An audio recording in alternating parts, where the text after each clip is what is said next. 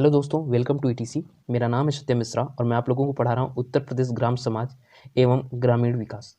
इससे रिलेटेड हमारा पहला चैप्टर था उत्तर प्रदेश राजस्व विभाग एवं राजस्व परिषद, जो कि इसका लास्ट पार्ट है।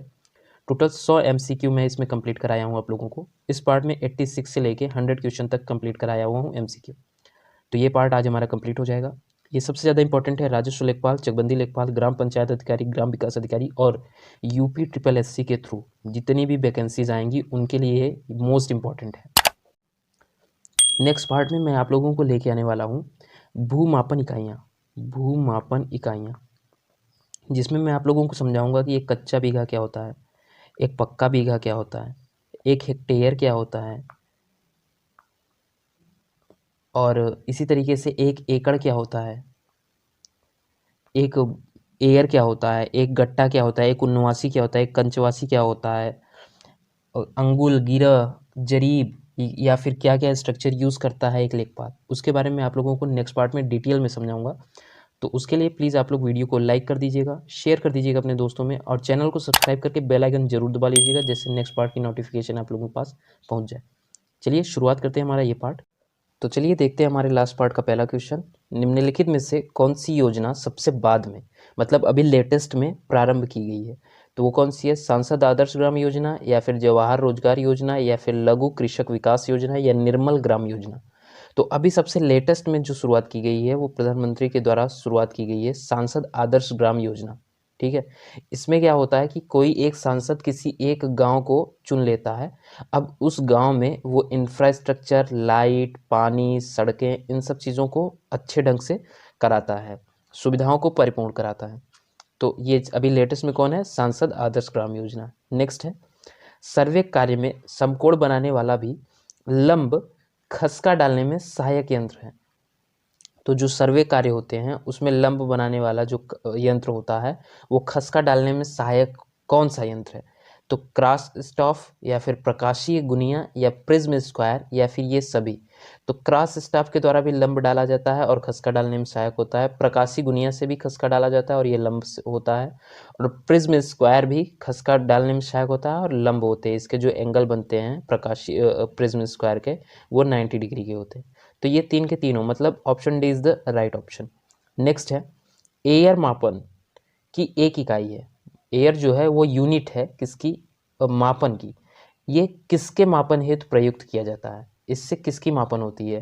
तो इसकी ये एयर जो मापता है वो काफ़ी बड़ी चीज़ों को मापना शुरुआत करता है। बड़ी चीज़ों की सबसे छोटी इकाई है एयर। तो ये लंबाई मापता है, आयतन मापता है, क्षेत्रफल मापता है, या घनत्व। तो जो एयर मापन होता है वो क्या करता है? वो करता है क्षेत्रफल। क्षेत्रफल की जो सबसे छोटी इकाई है वो है एयर। ठीक है।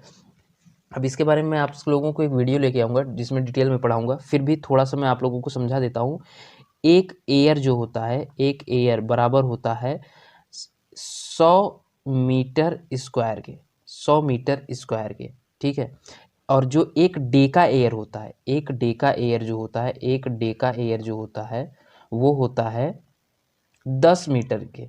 10 मीटर स्क्वायर के। 10 मीटर स्क्वायर के। ठीक है। तो एक डेका डेका एयर जो होता है वो 10 मीटर स्क्वायर होता है। एक एयर जो होता है 100 स्क्वायर मीटर होता है। ठीक है।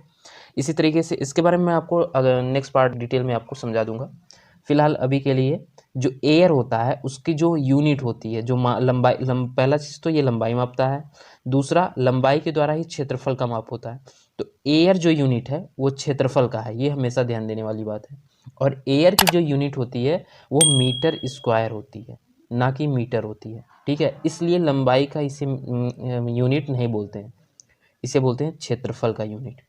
नेक्स्ट, जोत बही में पृष्ठों की संख्या होती है। जोत बही में कितने पृष्ठ होते हैं?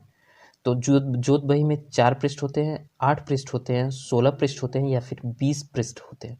तो जोत बही में टोटल 16 पृष्ठ होते हैं। Option C is the right option. Next, Bhoodan आंदोलन कार्यक्रम विनोबा भावे द्वारा सर्वप्रथम किस प्रदेश से प्रारंभ किया गया था? ये क्वेश्चन मैं पिछले पार्ट में, पार्ट 3 में कंप्लीट कराया था, तो शायद आप लोगों को याद हो। अगर आप लोगों ने वो वीडियो देखा था, नहीं देखा था तो प्लीज़ जाके देख लीजिएगा। फिलहाल ऑप्शन है आंध्र प्रदेश, गुजरात, बिहार, उत्तर प्रदेश। तो विनोबा भावे ने इसे आंध्र प्रदेश में से शुरुआत किया हुआ था 1951 ईस्वी में। ठीक है। और ये आंध्र प्रदेश में भूदान, भू से रिलेटेड जो भी कानून थे उसके लिए ये शुरुआत किया गया था विनोबा भावे के द्वारा, ठीक है। तो option A is the right option, Andhra Pradesh से शुरुआत किया गया था इसका। नेक्स्ट, इसमें भूमि सुधार की जो कानून थे वो लेके आया गया था। नेक्स्ट है, डंपी लेवल यंत्र में समतलन स्क्रू की संख्या होती है। तो डंपी लेवल यंत्र में समतलन स्क्रू की संख्या कितनी होती है? 6, 3 व 5, 4 या सिर्फ 5? तो डंपी लेवल यंत्र में जो स्क्रू होते हैं वो या तो 3 होते हैं या फिर 5 होते हैं। तो option B is the right option. Next है, किस व्यवस्था में भूमि पर ग्राम समुदाय का संयुक्त स्वामित्व होता था? किस व्यवस्था में ग्राम समुदाय पूरे गांव का संयुक्त स्वामित्व होता था? जमींदारी में, महालवाड़ी व्यवस्था में, काश्तकारी व्यवस्था में या फिर रैयतवाड़ी व्यवस्था में? तो महालवाड़ी व्यवस्था में संयुक्त स्वामित्व होता था, ठीक है। तो option B is the right option. Next, दाएं विचलन कोण से सीधे चढ़ा जा सकता है उपकरण को सेट करके, कितने डिग्री पे? तो दाएं विचलन कोण, ये एंगल वाले क्वेश्चन मैं आप लोगों को नेक्स्ट पार्ट में कंप्लीट कराने वाला हूं। तो दाएं विचलन कोण से सीधे चढ़ा जा सकता है उपकरण को सेट करके पिछले स्टेशन पर या शून्य पर एंगल जो होगा, या फिर पिछले स्टेशन या 90 डिग्री पर, या पिछले स्टेशन 180 डिग्री पे, या फिर पिछले स्टेशन या फिर 270 डिग्री पे। तो ये एक चीज़ है, दायां विचलन कोण जो है वो पिछले स्टेशन पे से शुरुआत होगा, बट वो जो एंगल है वो एंगल क्या होगा? तो वो एंगल होगा शून्य भी, ठीक है। Option A is the right option, ठीक है। नेक्स्ट, ग्रामीण अवस्थापना रूरल इंफ्रास्ट्रक्चर विकास कोष का वित्तीयन किया जा रहा है कहाँ से, किसके द्वारा किया जाता है? ग्रामीण अवस्थापन का, रूरल इंफ्रास्ट्रक्चर का जो कोष में वित्तीय स्थापन किया जाता है, विकास किया जाता है, वो फंड कहाँ से मिलता है? तो वो फंड मिलता है ग्रामीण विकास मंत्रालय द्वारा, या फिर भारतीय रिजर्व बैंक द्वारा, या नाबार्ड द्वारा, या कुछ चुने हुए राष्ट्रीयकृत बैंक द्वारा। तो राष्ट्रीय रूरल इंफ्रास्ट्रक्चर का जो कोष होता है उसे जो कंप्लीट करते हैं, जहाँ से फंड आता है, वो होता है नाबार्ड। क्या? नाबार्ड के द्वारा किया जाता है। Option C is the right option. ये रूरल इंफ्रास्ट्रक्चर के लिए बनाई हुई इकाई है नाबार्ड। नेक्स्ट, ग्रामीण क्षेत्रों में कमजोर वर्ग के विशेषकर महिलाओं और बच्चों की स्वास्थ्य सेवाओं की पहुंच सुनिश्चित करने की पहली कड़ी है क्या? मातृ स्वास्थ्य कार्यक्रम, स्वास्थ्य मिशन, आशा या फिर बाल विकास कार्यक्रम।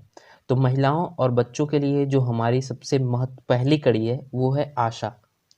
बच्चे के जन्म से ही उसके साथ में हो जाती है, उसके जच्चा बच्चा के लिए जो सबसे पहली इकाई होती है वो होती है आशा। तो option C is the right option.